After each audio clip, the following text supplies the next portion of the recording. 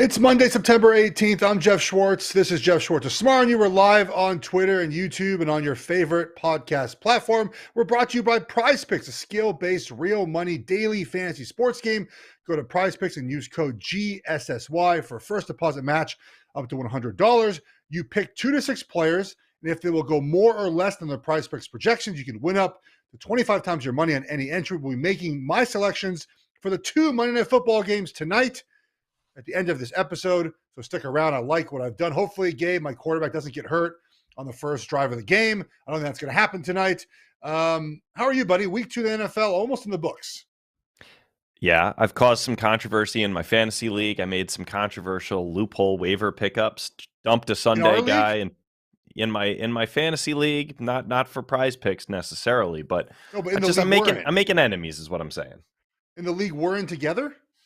No, as a matter of fact, I'm in more than one league, Geoff. So am I. Both my teams stink. I'm probably going to lose both of my leagues. I'm aware of you stinking at fantasy, but you're great at making picks, which you started out okay this season. How'd it go this week? Well, not great. Pac-12 good. Pac-12 always good. I'll tell you right now. Okay, there's importance of getting the right number, right? And part of it is I don't live in a state that has legal sports wagering yet. I think we're getting it soon. But getting good numbers is important. I tweeted out yesterday, like USC, Arizona State's this weekend. Arizona State lost 3 quarterbacks in the middle of the night. Everyone's watching Colorado State. We'll talk about Dion in a few minutes. They lost 3 quarterbacks, Gabe. 3. No one pays attention. USC's up to a 34-point favorite right now. It was 28.5 yesterday, like in the morning. Couldn't get it because I don't live in a state, but like you have to pay attention to opening lines. Unfortunately, in the NFL, 0-3-1, Green Bay pushed. I was pretty upset about Green Bay pushing there. We thought about the Titans. We didn't pull the trigger. We should have done it. Fade the Chargers. And we thought about Seattle. They won in overtime. Bengals did not look good. We'll talk about them in a second. New England, we're never betting New England again. That's why would you touch that? Why would you? Because it just – you know the way this sort of works. You sort of sometimes just have to take those ugly games. We're off Houston. Houston's done for the season. New England crossed them off. Hopefully we win tonight with Pittsburgh and we redeem ourselves a little bit. Gambling in the NFL stinks. But talking about it's fun. So let's talk about what happened the last couple of days. Yeah, well, so my job around here is to sort of summarize the hottest of the hot takes out there and let you kind of make us a little smarter. We'll get to the picks again in a moment. But I can save us some time atop the AFC, the fun conference to talk about, at least who we think will come out of it. The Chiefs are fine. We saw them win. The Bills seem fine. We saw them win. Tua and the Finns look great. We'll see if that can keep up. More on them later. But Joe Burrow, according to the internet at least, went from the coolest dude in the world to a total piece of crap. I mean, there's no one happy with Joe Burrow right now. Everyone's heads are falling off. They're 0-2. He has not looked great. Excuses are being made about the calf. Everyone is being told, he'll turn it around, but I'm not so sure. They are losers of 2 in a row. Are you worried about Joe Burrow after getting all that money? I'm not worried about him after getting the money. I'm worried about his health right now. At halftime yesterday, after the 4 quarters, or really kind of 3 quarters-ish against the Browns in game 1 and the 2 quarters against the Ravens, he had like 120 passing yards on the season. Now, he finished yesterday with 222 and played much better in the second half. Did throw a costly interception, which I think really hurt them down the stretch there. It was early second half, but nonetheless that hurt him. But his calf is a problem, man. Like it's an issue. And after the game, he limped off. There's talk about him re-injuring his calf. And this is always the real trouble with calf injuries. They sort of never go away unless you fully heal them. And the best thing Burrow does is use his ability to move in the pocket to create special plays, right? We see that all the time. And when you take that away from him, he's not as good anymore because he's not a guy, Gabe, that has the rocket arm, right? He's got a good enough arm, but not a rocket arm. He can create with his legs, but that's not really typically what he does. What he does so well is accurately throw from the pocket. If it's not there in his first read, move around, find the guy open. Can't do that right now because his calf is not feeling 100%. And then you add into some accuracy concerns when, again, he can't push off correctly. He can't put his feet correctly, and kind of just this effect sort of snowballs. However, he did play better in the second half yesterday, But now if he re-aggravated his calf injury, which is maybe the report floating around, it's hard to get concrete medical information this morning, then they're not looking good. They started 0-2 last season, but they started 0-2 last season a little different ways, right? They started last season, they had a 5 turnover game against the Steelers. This year they got their butts beat in by the Browns, right? And then this game, the Ravens did whatever they wanted, especially offensively. And the Ravens offense, remember, second week of Todd Monken now, they looked much better, which after week 1, they didn't look great. I think the Bengals have some concerns all over right now. They're just not playing good football offensively and defensively. Now, is there concern? I think when you look at what the Dolphins are doing, what the Bills are doing, how the Chiefs have looked, and the Chiefs offense hasn't been great, but their defense is fantastic right now. There's a little concern you might be falling behind the rest of the AFC right now. All right. Well, I wasn't going to dwell on the Chiefs this week because we'll talk about them a lot in more interesting weeks, but let's spend 1 second there. Kelsey's back. He looks good, maybe not all the way back, but fine. He scores a touchdown. And Chris Jones is back. That issue's been resolved, apparently. And he made a difference, right? You talked about the defense. So yeah, why did we spend so much time talking about Kelsey and not enough time on Chris Jones? Maybe you spent the right amount of time. The rest of us did not. Well, the Chiefs defense played fine against the Lions, and it played fantastic against Jacksonville. But it's not only Chris Jones, and Chris Jones did hit the quarterback. I think he got 1 sack for sure. He had another time he hit Lawrence, a third time he got close. Like, he played a great game.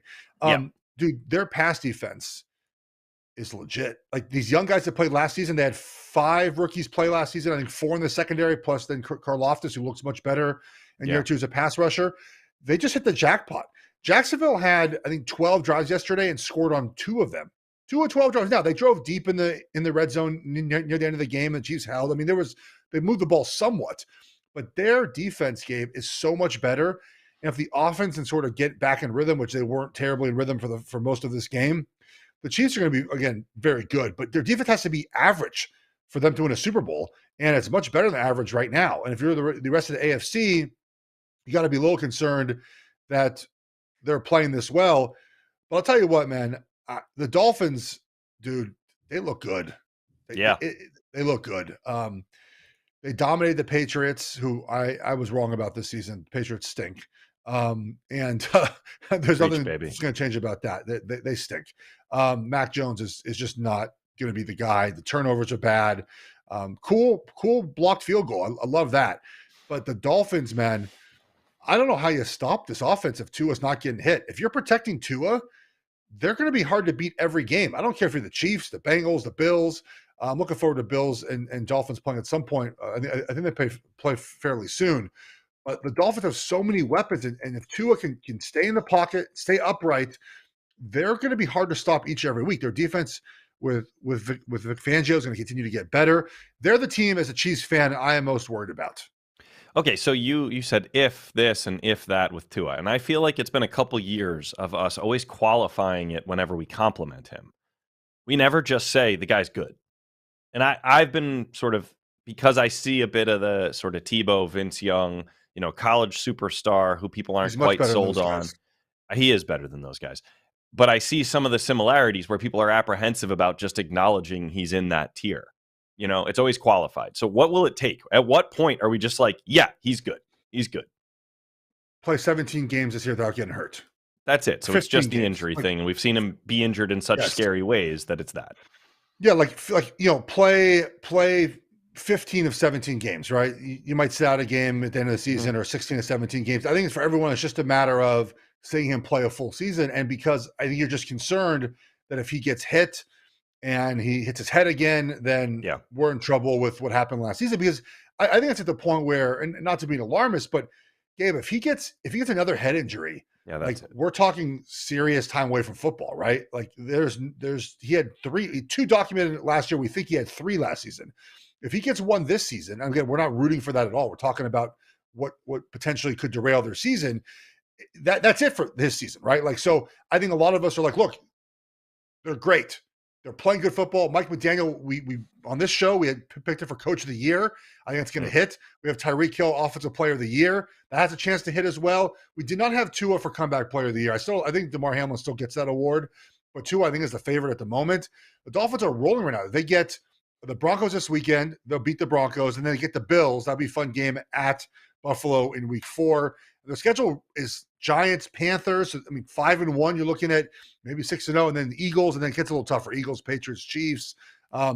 But now the Jets games look a lot different because you don't have Aaron Rodgers there. Different is a nice word there, Geoff. Yeah, good job. So the Dolphins are kicking ass, and they're without right now their left tackle. And we saw last season when Armstead did not play that the offense, and some of those games were without Tua, but the offense was far worse. So they're overcoming their left tackle being out. They're running the ball. They're just a complete offense right now. It's very impressive. Yeah, I don't know when what the timeline is with Jalen Ramsey. I've heard reports of maybe December. So he, like Aaron Rodgers, is probably hopeful he can be there for a playoff run. I think in his case, the team might actually make the playoffs. So perhaps holding out hope for a December, January return is worth his time. Very quickly on this Aaron Rodgers comeback thing. So the story said that Aaron Rodgers, the earliest, this new procedure for Achilles tendon, right? Yeah. I think it was Cam Akers who was the one who got the Achilles tendon surgery, is 5 months. That would have put him directly on the day of the Super Bowl from yesterday. If Zach Wilson leads the Jets to the Super Bowl, Zach Wilson is playing in the Super Bowl. Like, that's the silliest thing of all time. It's just for clickbait, just to keep Aaron Rodgers' name in the news, because if Zach Wilson, he's not going to do this, was good enough to go through the AFC conference and lead your team to a Super Bowl, he is starting in the Super Bowl. Can you imagine if he makes it there and they say, you know what, we're going to let 40-year-old Aaron Rodgers off an Achilles injury start the Super Bowl? That would be a disaster. Like, so it's not going to happen. Zach Wilson also is not going to be in the playoffs. So that's also not going to happen. But that's just a story, I think, to keep Aaron Rodgers' name in the news. All right, fair enough. I'm glad we covered him then. Let's talk about the team that replaced those Jets in my heart, at least temporarily. The LA Chargers, who have been jetsing as best they can since last year's playoff run ended. Coach Brandon Staley was very pissed off, or as pissed off as he seems to get, with the notion that because of the choke from the playoffs last year, they've then carried that mentality into this year and choked away 2 games they could or should have won. So now they're 0-2. And here's my take, Geoff. This is me. This is not the whole internet, but I think it's similar to the internet. This is sort of what happens when you turn the world over to AI. I like that the game has evolved and the numbers guys and the dorks and not just the big familiar former players are the ones coaching. I like sort of a more progressive mindset among these younger coaches. Relying on analytics is cool. But this is like counting cards in blackjack instead of actually coaching football. And this guy, Brandon Staley, keeps on losing close back and forth 1-score games. To me, that's just like bad coaching instincts. Tell me how this really works, because it looks like a guy with a superior team keeps losing in coin flips because he's not doing something right. It's hard to pinpoint what exactly that is, other than not winning football games, right? Like, that's his job, is to win football games, and they're not doing it. And it leads me to the point I made on social media, like, he's going to be fired. Now, Dean Spanos doesn't really do that, so maybe you won't fire him in the middle of the season. But part of the issue for the Chargers is you are a defensive coach. Brandon Staley is a defensive coach. You allowed 36 points to the Dolphins. Okay, fine, but you allowed 400 and something yards. The Patriots last night only allowed like 300 yards to the Dolphins. And the Titans offense is putrid. It is not good. And you allowed 27 points. Yeah. You allowed them to drive down the field and take the lead with 2 minutes left. Now, of course, the Chargers came back and kicked a tying field goal, but you allowed Ryan Tannehill to beat you with speed option play. You allowed your rushing defense, which is supposed to be much better, 4.1 yards per attempt. The Titans kicked 5 field goals against the Saints in week 1. They scored 15 points. Ryan Tannehill was 20 of 24 yesterday. Like, you're supposed to be a defensive coach, Gabe. The Chargers passed up on Brian Daboll, which is a huge mistake out there. It's also probably passed up on Sean Payton this offseason, who would have certainly taken Justin Herbert over Russell Wilson.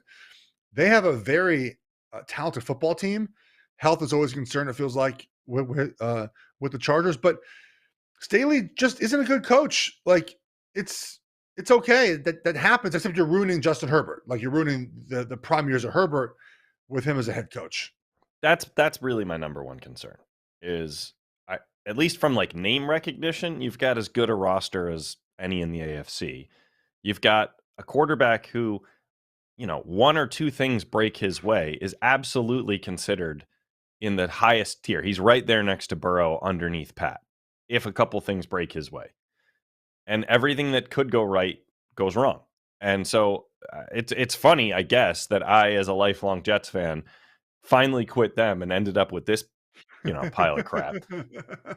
But we never, as the Jets, we never had anyone as good as Justin Herbert, not at that position. So no, I mean, yeah, no chance you have. And so I don't know if they're gonna do something about it now. But how can you continue to lose these games, right? You blew a 27-point playoff lead, and you come back the next season and blow 2 games at the end again.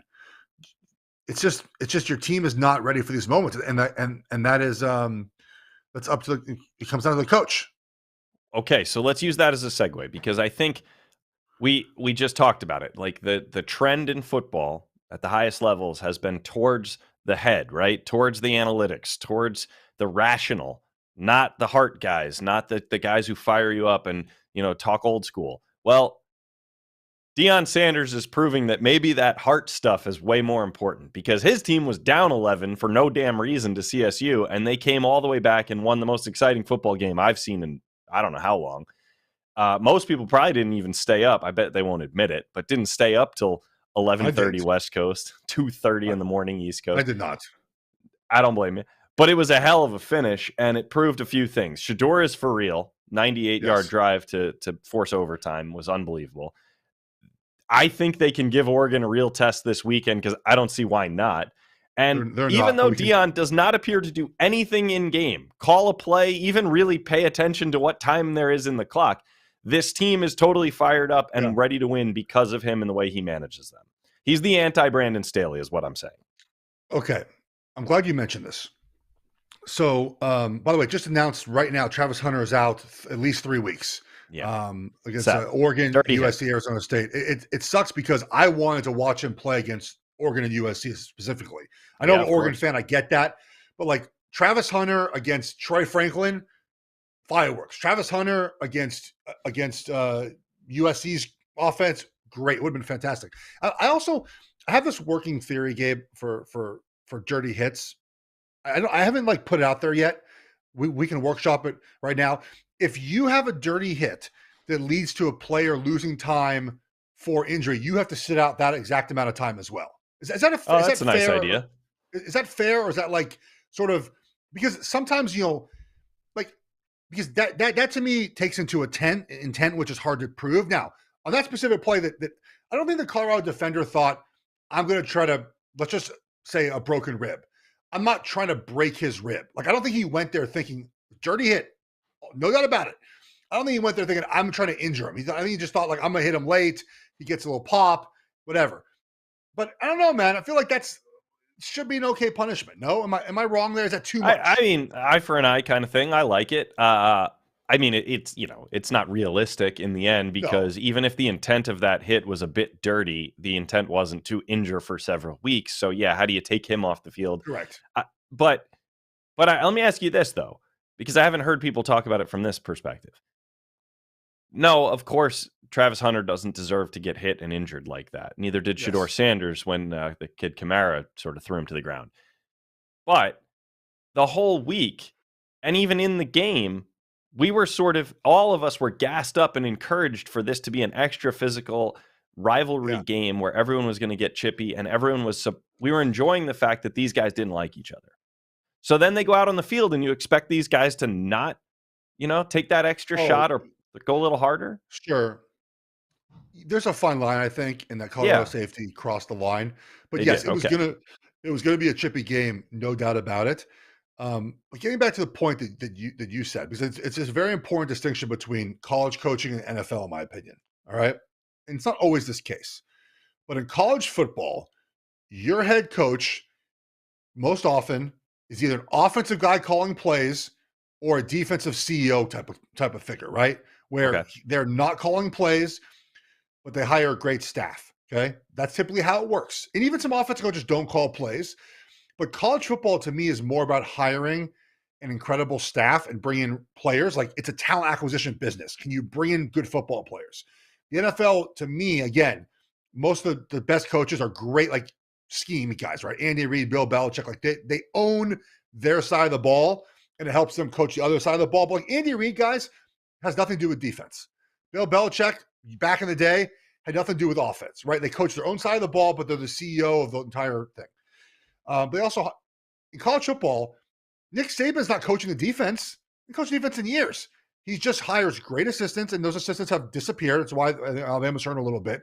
So what Deion did is he hired great assistant coaches, right? Charles Kelly from Alabama, defense coordinator, took Sean Lewis, who's a head coach at Kent State, and said, hey, man, we'll pay you more to be an assistant in Colorado. Smart move by Sean Lewis, because next year I think he'll be a head coach at a Power 5 school. He hired great coaches. He probably hired like a game management guy who just does who just looks at the analytics of going forward and like whatnot. And all Deion has to do is be the CEO, provide the motivation, provide the words of encouragement, provide discipline if needed, and just be the figurehead and bring in talent, obviously, right? And he's doing that at a great job, great level. You mentioned they shouldn't be close to Colorado State. Colorado has a lot of deficiencies. Shedeur Sanders makes up for a lot of those because he is a fantastic football player. But they're not good on defense. If you think Colorado struggled with crossing routes from Colorado State, wait till they play Oregon this weekend. Yeah. If you thought that their offensive line struggled to protect Shedeur Sanders, wait till you play Oregon this weekend. Like there are deficiencies that he has overcome because Sanders is really good. Travis Hunter being out hurts them, right? It's a big loss for them. So look, I thought they were going to be 3-9 this season, so he's far overcome my expectations. They're probably going to win 6 games or 7 games. But it goes to show you that if you hire, again, Deion, the personality and his ability to motivate, bring in good talent, and hire good coaches, man, he's done a great job so far. I mean, that game this weekend, it was Colorado State in Boulder, Colorado, not Los Angeles, not Miami. It looked like a Pete Carroll sidelines back at USC, right? The celebrities, the music stars, there were NBA players at that game. What is Kawhi Leonard doing in Boulder, Colorado on a Saturday night? Yeah, dude. People who listen to this show know my background's as a producer, and still is my job. And I worked at Fox and ESPN. And I can just tell you, we talked about it a week or two ago. Like having both game day and big noon on the same campus at the same time is wild. I can't remember a time where that happened, but it did. And then if you watched, what's even crazier is game day had The Rock, maybe the biggest star on earth. And Big Noon had Lil Wayne putting on a concert, and Deion and some of the players were over at the concert. Like both shows were at their highest level, both having a great time, both on campus for a game against a team that most of us had never heard of a single player on. Yeah. Was SmackDown or WWE, were they in Denver that also? Because The Rock and Pat McAfee were on, I think, that night. They I don't know exactly how they coordinated the logistics with McAfee and The Rock, but they had been doing a WWE thing Friday after ESPN was in town all day Friday. It wasn't Denver. Yeah. Okay. That makes sense. Yeah. I mean, listen, there's some smart scheduling that went on here. Oh, it's great. People made some smart bets about where the cool place to be. Just like this weekend, I assume you're going to see a lot of cool people turning up in Eugene, Oregon, who don't usually spend time in Eugene, Oregon. Well, are you going? No. This weekend, Notre Dame and Ohio State play. Clemson, Florida State play. It's a big weekend for college football. Big weekend. There's not going to be as many people in Eugene. No, the one game I'm saving my kind of I'm going to this game is the USC one. Oh, I requested tickets, Jeff. I promise I'll be there if I can.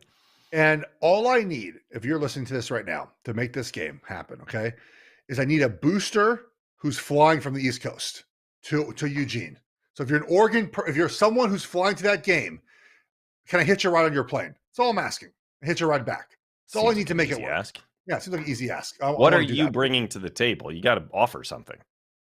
I will allow them to watch the film with me after the game on the way back from the You plane. and your spoon live Yeah, demonstration in the just like plane. no, my company, my company, and my I can maybe get us some sideline passes and stuff. Um, Okay. no, I'm gonna do this thing all week where I pretend Colorado's gonna win on social media just for fun, but Oregon's gonna win by a lot of points. They're far better. They're much better. So Colorado, it doesn't take away anything Colorado's done so far this season. A lot of people, I don't. It's so weird, man, how personal people have like made it seem like the Dion. Like I was wrong about Colorado this year, but like I don't know why people take it so personally. Like they seem to like really dislike Deion Sanders. I mean, I obviously I get some of the reason why, but like it's just like a weird why people just be like, yeah, I was wrong. I was wrong about Colorado. Just say like you were wrong and watch football and move it along. I was certainly wrong about them, but they're going to get hosed by Oregon and USC. That just is what it is. It doesn't change how they've started, how they might finish, but those teams are pretty good. I listen, Oregon way better than I do, and USC really well too. I don't know if I could say with confidence that Colorado's getting beat up by anybody right now. I don't, maybe, but I don't see why that's a given.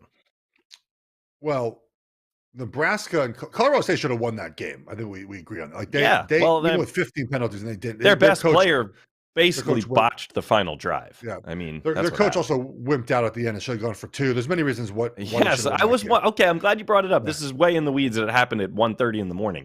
Why not just go for 2 and try to win it when you have the chance? Why you can't let that crowd wake up again. They absolutely should have gone for 2. It's a bad mistake by their coach. They had given up how many yards on crossing routes? Just call mesh. Just like, hey, number 14. He was an All-American, I believe, last season. Hey, buddy, just run across the field again. Just get open. Or tight end, who they couldn't guard, random tight end. He couldn't cover him. Couldn't cover him. Like someone get open, make a play. You had just scored a touchdown. Colorado, by the way, I think wrongly took the ball and started overtime. They made a mistake there. You had a chance to end the game right there. End the game immediately. So that was a great mistake by them. I just think there's maybe quarterback. You argue Sanders as if Sanders is better than Bo Nix, we can make the argument, I think. But otherwise, there's no position Colorado is better than Oregon at. And of course, upsets happen. But now you've watched film for 3 weeks. We saw Colorado State. We've seen Nebraska slow them down a little bit. And Travis Hunter being out is that's a huge loss for them. It's a big loss for them. But they played that whole fourth quarter in overtime without him, and I didn't notice a problem for Shedeur. So you're also playing Colorado State. Again, I'll go back to this. The one thing I do well, besides obviously the millions of listeners who listen to this podcast, bringing an audience to a podcast, is the Pac-12. Like you just have to go with me here. I'm already have a winning record through 3 weeks. I love, by the way, I'll give you a little bit of tidbit right here. Washington State is going to beat Oregon State this weekend in Pullman. Everyone will be at Oregon State. Just take Washington State. Just remember I told you this right now. Take Washington State. Nonetheless, Oregon's going to win this game. I don't know. The line's 21. That sounds about right. 42-21. I think Oregon's gonna be fine in this game. Okay. Let me ask you the last question here, and then we'll switch back to the NFL. But I think Deion's been bigger than the NFL so far this season. Obviously, he's a master at media hype, attracting attention. The whole stunt he pulled with the sunglasses is amazing and good for him. He made $1 million+ hyping up those glasses after the other coach basically did it for him. Okay, fine. Here's the question, though. There's 2 sides to the coin. On the one hand, he can make his team believe that they have a chip on their shoulder even when they are the favorite. He can turn CSU into some team they have to go dominate. But he can also make the game everyone else's Super Bowl by accident, right? So, like, Oregon might have just sort of slept their way through this game and been like, all right, whatever, and beat them by 21. Now, Oregon sees this as the most important game on the calendar, with the exception maybe of that USC game. Like, that didn't have to happen, So does it work both ways?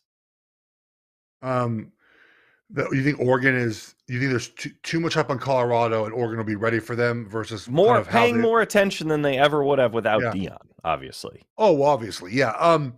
But they're the only one team so far that has the talent to play with Colorado in a lot of positions, right? Like TCU clearly did not, Nebraska didn't, and Colorado State did not. Oregon has the players to do that. I saw a stat this morning. Colorado has the most pre-snap penalties in college football. Well, now you're going to like the loudest place in college football. Like it's to me it feels like kind of a you lose your best player. You're going to Oregon now. The one thing about Dan Lanning so far as Oregon's coach, he's lost 3 games, but they kick the shit out of bad football teams. Now, I'm not saying Colorado's bad, but if you cannot compete, they will make you look silly. That's what he's done. Of course, Shedeur Sanders is fantastic. I'm not, but I think Oregon has an advantage a lot of other places. That it's could get bad at some point in this game. But look, if Oregon's defense is not improved like I think they are, which I do think they are, then Colorado will make it a game. The line's 20.5 right now. We'll see. Oregon will be ready. Unlike TCU, Oregon will be ready for is a big home favorite. All right. The only comeback that might have been more impressive than Colorado's this weekend was the Giants. Held scoreless for 6 quarters to start the season. We already beat up the Cowboys game. But then against the awful Cardinals, they were terrible for the whole first half. And then Daniel Jones and company, like, I don't know what happened. Maybe they realized they were all going to get fired. They clicked. They scored a ton of points. They won that game. Meanwhile, the Jets absolutely suck. We touched on that. Are either of the teams in New York really worth talking about for the rest of the season, or are they both sort of, the Jets are ridiculous, but are the Giants sort of that 7-10, 10-7, somewhere in between range, and they don't matter? Yes. That's where they are. Yeah. So they play the Niners this week on Thursday night. They're gonna be 1-2. Yeah. And I want to see how they play against the Niners, but remember their schedule is much tougher this year. They have the Dolphins, the Bills coming up. The Commanders are 2-0. Then they got the Cowboys again, the Commanders, the Patriots, the Packers, the Saints, the Eagles, the Rams. It's a tougher schedule this season. Saquon Barkley's already hurt. They have offensive line issues. Defensively, who are like the playmakers? Like, who are you? Dexter Lawrence obviously is one. I don't want to say it like that, but like, who are you? If you're an opposing offensive coordinator, like, who are you? Like, man, we got to really worry about this guy, Dexter Lawrence, obviously. But I just think their defense, it doesn't make teams worried. Like not Dexter Lawrence. It is. Sorry, Dexter Lawrence. Who's there? I keep forgetting that they have 2 Lawrences. They have a Williams and a Lawrence. I'm sorry. I'm letting you work through this. I know. I'm not adding. It's Dexter Lawrence. Here. I'm sorry. I get confused with the Jets and Giants sometimes on who their defensive linemen are. It's Dexter Lawrence, who's really good. So do they, by the way. They they don't even know where they are half the time. It seems. Yeah. They have good players on their defensive line, but they don't have guys, I think, in the back end that you're really terrified of an offense. I just think they're a good football team, not great, and that puts them in the 7-10 to 10-7 range. We're seeing too the teams from last season. There were these surprise NFC teams. The Vikings, the Seahawks, the Giants just don't look as good as they did last season. Even though the Seahawks did go to Detroit and win that game, but that also diamond on Detroit, I thought, was way overvalued after their win against the Chiefs, when the Chiefs should have won that game. And the Giants they're average. They're average. All right. Well, let's talk about surprise teams then. I'm a little surprised that we could end week 2 with the Browns and Saints both being 2-0. They each go tonight. Yeah. We get the Monday night doubleheader week 2 this year. So that's fun. A lot of football ahead, which means there's some picks you can make. What are you looking at this evening? And then let's break those games down a little bit more.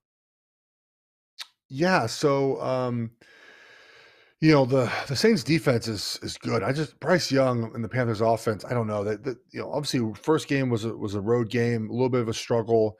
Their offensive line played well for the points they scored, but Bryce turn the ball over too much. If he doesn't turn the ball over, then it's obviously a much different game. I just, how I feel about Derek Carr, man.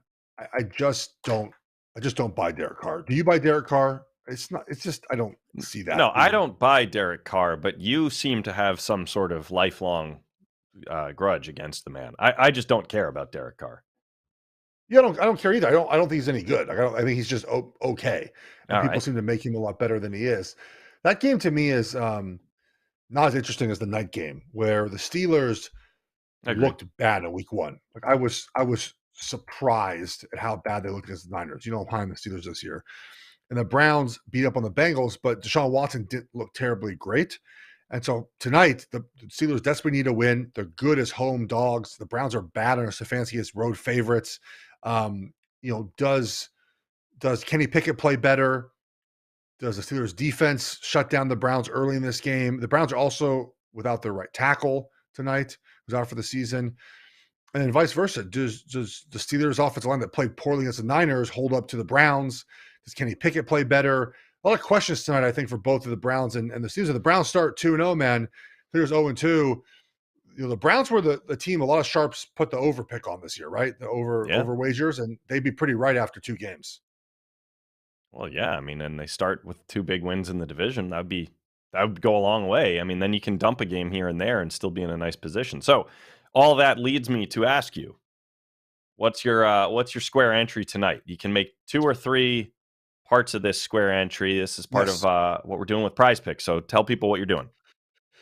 All right. So for prize picks tonight, I have 3 players for my score entry tonight. You can build up to 6 players, as we mentioned. You can have multiple score entries. All Monday Night Football. Use my promo code GSSY, and what the payout can be a lot of money, depending on how you do it. You could win 2 or 3, 3 or 3, whatever you want to do. But I have 3 for 3. You ready? Yeah. I think Kenny Pickett's going to bounce back this weekend. And we saw this weekend a lot of quarterbacks go over their passing number and a lot of overs this weekend. Like first weekend was a lot of unders, a lot of overs this weekend. So I have Kenny Pickett more than 202.5 passing yards. I just think they bounce back this weekend. They get Okay. it right. Pickett has a big game.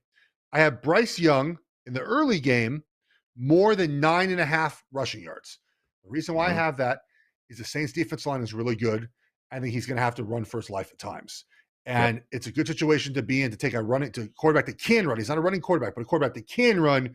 He gets a defensive line that can get after him and just expect a couple scrambles. Just all and you need 10 yards, man. One scramble, you get it in. The last one I have is TJ Watt, more than 1 sack tonight. As I mentioned, the Browns have a backup right tackle, DeJuan Jones, who played really well in the preseason, rookie from Ohio State. I think Watt had 2 sacks week 1.